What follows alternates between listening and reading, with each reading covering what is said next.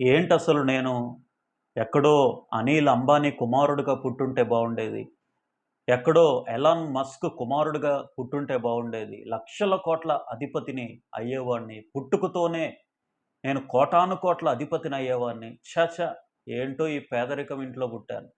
ఏంట్లో కూలి పనులు చేసుకునేటువంటి తల్లిదండ్రుల కడుపున పుట్టాను. ఏంటో ఏమీ దిక్కు మొక్కు లేనటువంటి ఇంట్లో పుట్టాను.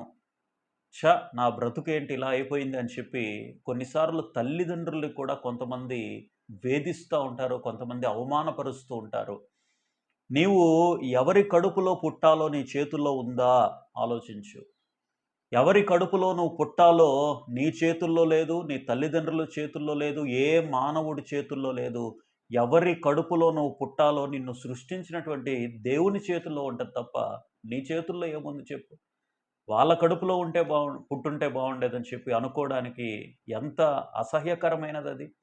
సరే, దిక్కు మొక్కు లేనటువంటి తల్లిదండ్రుల కడుపులో పుట్టావనుకో, ఏ ఆస్కారము లేనటువంటి ఇంట్లో పుట్టావనుకో, పేదరికంలోనే నువ్వు పుట్టావనుకో, నీ కాళ్ళ మీద నువ్వు నిలబడటానికి నీకు చేతులు, కాళ్ళు లేవా?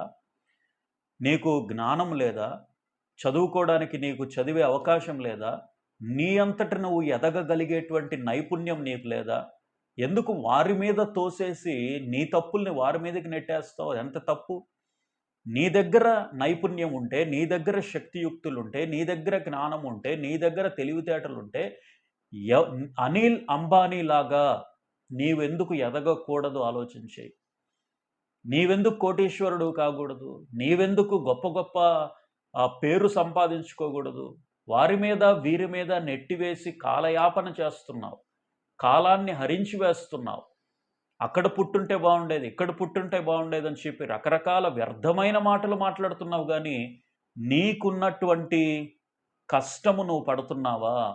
నీవు శ్రమ పడుతున్నావా? నీవు చదువులో నువ్వు రాణిస్తున్నావా? నీ యొక్క తెలివితేటలు ఉపయోగించి ఎగ్జామ్స్‌లో చక్కగా పాస్ అవుతున్నావా? అయ్యగారికి 10వ తరగతిలో 10 మార్కులు గూడా రావు గానీ, అయ్యగారు ఆ మాటలు, ఈ మాటలు మాట్లాడతాడు. నువ్వేం చేయగలుగుతున్నావు ఫస్ట్?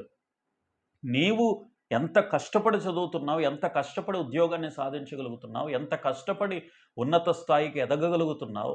నీ టాలెంట్‌ను ఉపయోగించు అంతే తప్ప, వారి మీద, వీరి మీద నిందలు వేస్తే ఏ వ్యక్తి కూడా ఎదగలేడు. ఈ విషయాన్ని గుర్తించాలి.